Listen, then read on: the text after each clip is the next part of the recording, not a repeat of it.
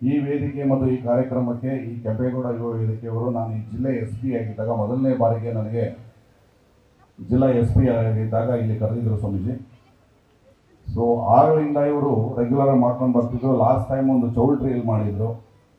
ಪ್ರತಿ ವರ್ಷ ತಪ್ಪದೇ ಈ ಕಾರ್ಯಕ್ರಮನ ಕೆಂಪೇಗೌಡ ಯುವ ಸಮಿತಿ ಏನಿದೆ ಮಧು ಮತ್ತು ಅವರ ತಂಡ ರೆಗ್ಯುಲರ್ ಮಾಡ್ಕೊಂಡು ಬರ್ತಾ ಇದ್ದೀರಿ. ಒಂದು ಅಪ್ರಿಷಿಯೇಟ್ ಮಾಡೋದಂದ್ರೆ ಹೋದ ವರ್ಷಕ್ಕಿಂತ ಇದು ಸ್ವಲ್ಪ ಕಲರ್ಫುಲ್ ಇದೆ. ಹೋದ ವರ್ಷ ಹಿಂದಿನ ವರ್ಷಗಳಿಗಿಂತ ಇದು ಸ್ವಲ್ಪ ಕಲರ್ಫುಲ್ ಇದೆ.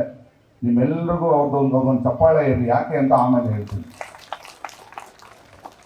ಸಂತೋಷದ ವಿಚಾರ ಏನಂದರೆ ಹಿಂದೆ ಬಂದಾಗ ಒಂದು 2-3 ಜನ ಗಣ್ಯರು ಇರ್ತಿದ್ರು.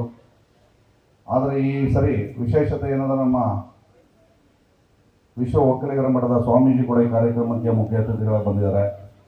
ಶಂಕರಣ್ಣ ಕೋಲಾರ ಒಕ್ಕಲಿಗರ ಸಂಘನ ವಂಶೋದಯ ಮಲ್ಟಿ ಸ್ಪೆಷಾಲಿಟಿ ಆಸ್ಪತ್ರೆ ಕೋಲಾರ. ಇಲ್ಲಿ ಅತ್ಯಾಧುನಿಕ ತಂತ್ರಜ್ಞಾನವನ್ನ ಬಳಸಿ ಎಲ್ಲಾ ಮೂಳೆ ಸಂಬಂಧಿ ಕಾಯಿಲೆಗಳಿಗೆ ಪರಿಹಾರ ಸಿಗುತ್ತದೆ. ಮೊಣಕಾಲು ನೋವು, ಬೆನ್ನು ನೋವು, ಸ್ಪೋರ್ಟ್ಸ್ ಸಂಬಂಧಿ ಸಮಸ್ಯೆಗಳು, ಮೂಳೆ ಮುರಿತ, ಸ್ಪೈನ್ ಶಸ್ತ್ರಚಿಕಿತ್ಸೆ, ಜಾಯಿಂಟ್ ರೀಪ್ಲೇಸ್ಮೆಂಟ್ ರೀತಿಯ ಎಲ್ಲಾ ಮೂಳೆ ಸಂಬಂಧಿ ಚಿಕಿತ್ಸೆಗಳಿಗಾಗಿ ಸಂಪರ್ಕಿಸಿ 7270727770 ವಂಶೋದಯ ಆಸ್ಪತ್ರೆ ಕೋಲಾರ. ಜಿಲ್ಲಾ ಒಕ್ಕಲಿಗರ ಸಂಘನ ರೆಪ್ರೆಸೆಂಟ್ ಮಾಡುವಂಥ ನಮ್ಮ ಶಂಕರಣ್ಣ ಮತ್ತು ಕೃಷ್ಣಾರೆಡ್ಡಿ ಅವರು ಈ ವೇದಿಕೆ ಮೇಲೆ ಇದ್ದಾರೆ. ಅದು ಬಹಳ ಸಂತೋಷದ ವಿಚಾರ. ಎಲ್ಲರೂ ಒಟ್ಟಿಗೆ ಮುಂದಿನ ದಿನಗಳಲ್ಲಿ ಈ ಥರ ಕಾರ್ಯಕ್ರಮಗಳನ್ನು, ಸಮಾಜದ ಕಾರ್ಯಕ್ರಮಗಳನ್ನು ಒಟ್ಟೊಟ್ಟಿಗೆ ಮಾಡಿಕೊಂಡು ಹೋದರೆ ಭಾಳ ಸಂತೋಷ, ಎಲ್ರಿಗೂ ಒಂದು ಸಮಾಧಾನ ಅಂತ ನಾನು ಈ ವೇದಿಕೆ ಮುಖಾಂತರ ನಿಮ್ಮೆಲ್ಲರಿಗೂ ಹೇಳ್ತಾ ಇದ್ದೀನಿ. ಇನ್ನು ಕೆಂಪೇಗೌಡರ ಜಯಂತಿ ಬಗ್ಗೆ ಹೇಳೋದಾದರೆ, ಕೆಂಪೇಗೌಡರ ಬಗ್ಗೆ ಭಾಳಷ್ಟು ಜನಕ್ಕೆ ಗೊತ್ತಿದೆ. ಸರ್ವ ಜನಾಂಗದ ಶಾಂತಿಯ ತೋಟದ ಜನಕ ಯಾರು ಅಂದರೆ ಕೆಂಪೇಗೌಡರು. ಅದಾದ ನಂತರ ನಮ್ಮ ಸಮಾಜದ ಮೊದಲನೇ ಜ್ಞಾನಪೀಠ ಪ್ರಶಸ್ತಿ ತಂದುಕೊಟ್ಟಂಥ ಡಾಕ್ಟರ್ KV ಪುಟ್ಟಪ್ಪ ಕುವೆಂಪುರವರು ಆ ಸರ್ವ ಜನಾಂಗದ ಶಾಂತಿಯ ತೋಟಕ್ಕೆ ಒಂದು ಬೇರೆ ಒಂದು ಕಾಯಕಲ್ಪನ ಕೊಟ್ಟರು.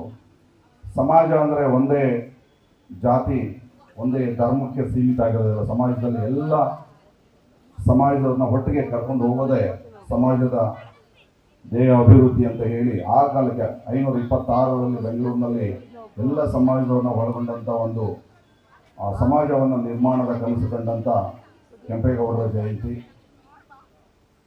ಅದು ಅವರು ಹಾಕಿಕೊಟ್ಟಂಥ ಭಾಳ ಒಂದು ಮುಖ್ಯವಾದ ನಿದರ್ಶನ. ಅದರ ಜೊತೆಗೆ ಕೆಂಪೇಗೌಡರು ಭಾಳ ದೂರದೃಷ್ಟಿ ಉಳ್ಳವರು ಅಂತ ನಿಮಗೆ ಬರೀ ಪುಸ್ತಕಗಳಲ್ಲಿ, ಸಾಹಿತ್ಯದಲ್ಲಿ ಬರೆದು ಅವರು ಅದನ್ನು ಮರೆಯುವಂಥ ಕೆಲಸ ಮಾಡಲಿಲ್ಲ. ಇವತ್ತಿಗೂ ಕೂಡ ಬೆಂಗಳೂರಿನಲ್ಲಿ ಅವರು ಹಾಕಿಕೊಟ್ಟಂಥ ಯೋಜನೆಗಳು, ಸಮಾಜಮುಖಿ ಕಾರ್ಯಗಳು, ಎಲ್ಲ ಸಮಾಜವನ್ನು ಒಳಗೊಂಡಂಥ ಭಾಳಷ್ಟು ಕಾರ್ಯಗಳು ಅವರು ಮಾಡಿದ್ದಾರೆ. ಅದರ ಜೊತೆಗೆ ಇನ್ನೊಂದು, ಈ ಕೆಂಪೇಗೌಡ ಜಯಂತಿಯನ್ನು ಇವತ್ತು ಆಚರಣೆ ಮಾಡೋ ಮುಖಾಂತರ ಒಂದು ಇಂಪಾರ್ಟೆಂಟ್, ಭಾಳ ಮುಖ್ಯವಾದಂಥ ಒಂದು ವಿಚಾರವನ್ನು ನಾವು ಮನಸ್ಸಲ್ಲಿ ಇಟ್ಕೋಬೇಕು. ನಾವು ಏನೇ ಮಾಡಿದ್ರು ಮೇಲ್ಗಡೆ ಒಬ್ಬ ದೈವ ಇದ್ದಾನೆ. ಆ ದೈವ ಎಲ್ಲವನ್ನ ನೋಡ್ತಿರ್ತಾನೆ. ಆ ದೈವನೇ ನಾನು ಅನ್ನೋ ಅಹಮ್ಮನ್ನು ಮರೆತು ನಾನು ಎನ್ನೋ ಅಹಮ್ಮನ ಮರೆತು ನಾನು ಏನು ಮಾಡಿದ್ದೀನಿ ಅದಕ್ಕೆ ಕಾರಣ ನಮ್ಮ ಮೇಲೆ ಕಣ್ಣಿಗೆ ಕಾಣದಿರೋಂಥ ಒಬ್ಬ ಪರಮಾತ್ಮ ಇದ್ದಾನೆ, ಆ ಪರಮಾತ್ಮನೇ ಇದಕ್ಕೆಲ್ಲ ಕಾರಣ ಅಂತ ಆ ಕಾಲಕ್ಕೆ ತಿಳಿಸ್ಕೊಟ್ಟಂಥ ಕೆಂಪೇಗೌಡರು. ಅದರ ಅರ್ಥ ಭಾಳಷ್ಟು ದೇವಸ್ಥಾನಗಳನ್ನು ಕಟ್ಟಿ ಆ ದೇವಸ್ಥಾನಗಳ ಮುಖಾಂತರ ಜನಗಳಿಗೆ ಒಂದು ಒಳ್ಳೆಯ ಸಂದೇಶವನ್ನು ತಲುಪಿಸಿ ಮಹಾನ್ ದೈವ ಭಕ್ತ ಅಂತ ಹೇಳಿ ನಿರೂಪಿಸಿದಂಥ ಕೆಂಪೇಗೌಡರು. ಸೊ ಇದೇನು ತೋರಿಸುತ್ತೆ ಅಂದರೆ ಮನುಷ್ಯನ ಹತ್ರ ಏನೇ ಆಸ್ತಿ, ಹಣ, ಅಧಿಕಾರ, ಅಂತಸ್ತು ಏನೇ ಇರ್ಬೋದು, ಎಲ್ಲವೂ ಆ ಭಗವಂತನಿಗೆ ಸೇರಿದ್ದು ಅಂತ ಒಂದೇ ಒಂದು ಲಾಸ್ಟ್ ಒಂದು ಪಂಕ್ತಿ ನಾವು ಮನಸ್ಸಲ್ಲಿ ಇಟ್ಕೊಂಡ್ರೆ ಮೋಸ್ಟ್ಲಿ ಆ ಭಗವಂತ ಎಲ್ರಿಗೂ ಒಳ್ಳೇದು ಮಾಡ್ತಾನೆ.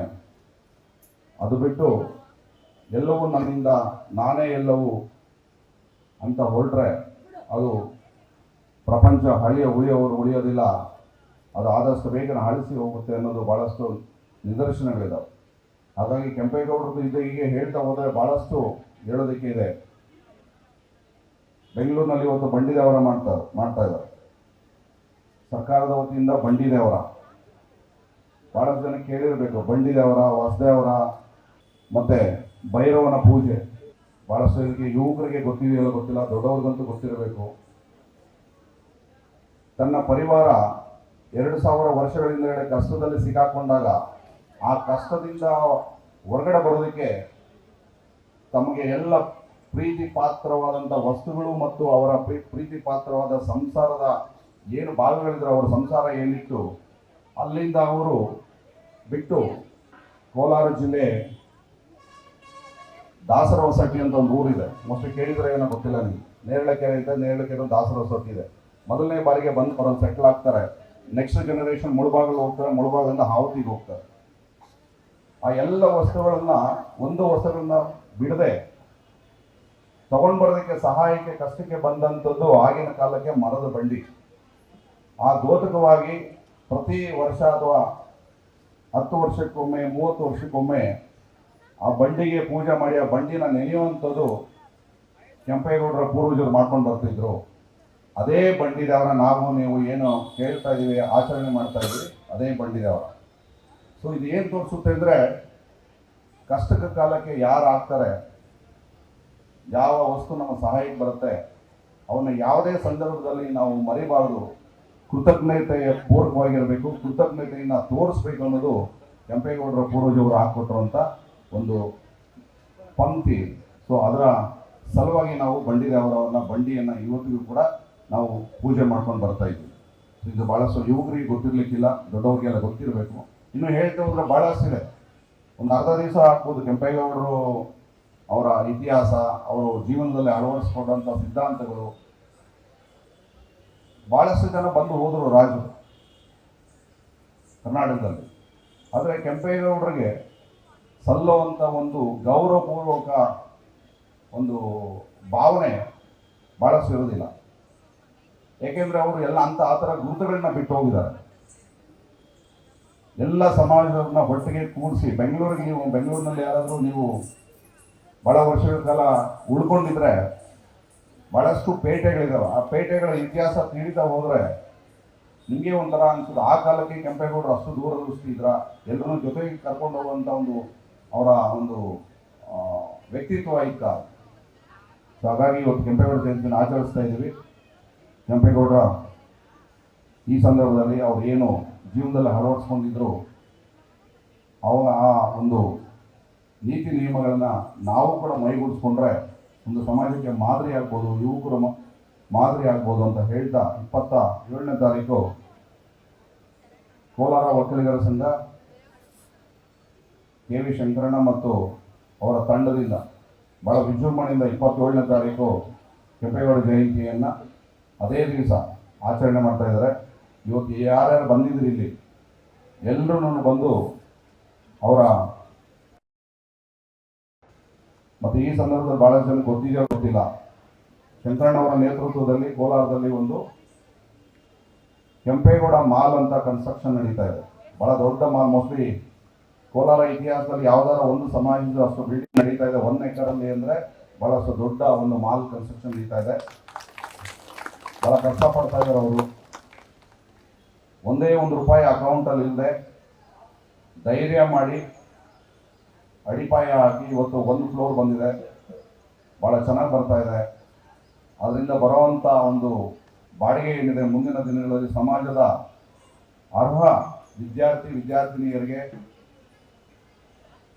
ಸ್ಕಾಲರ್ಶಿಪ್ ಇರ್ಬೋದು, ಫೀಸ್ ಇರ್ಬೋದು, IAS IPS ಮಾಡೋದಕ್ಕೆ ಅವರಿಗೆ ಫೀಸ್ ಇರ್ಬೋದು, ಬೆಂಗಳೂರು ಡೆಲ್ಲಿ ಮತ್ತು ಹೈದರಾಬಾದ್ನಲ್ಲಿ ಹೋಗಿ ಓದುವಂಥ ಯಾರನ್ನ ಮಕ್ಕಳಿಗೆ ಧನ ಸಹಾಯ ಮಾಡೋದು ಅದೆಲ್ಲದಕ್ಕೂ ಬಳಸುವಂಥ ಒಂದು ಅವರ ಉದ್ದೇಶ ಇಟ್ಕೊಂಡಿದ್ದಾರೆ. ಅವ್ರಿಗೂ ನಿಮ್ಮೆಲ್ಲರ ಒಂದು ಸಹಕಾರ ಇದೆ ಅಂತ ಹೇಳ್ತಾ ನನ್ನ ಇಲ್ಲಿ ಕರೆದು ಎರಡು ಮಾತಾಡೋದಕ್ಕೆ ಅವಕಾಶ ಮಾಡಿಕೊಟ್ಟಂತ ನಿಮ್ಮೆಲ್ಲರಿಗೂ ಧನ್ಯವಾದಗಳು ಹೇಳ್ತೀನಿ.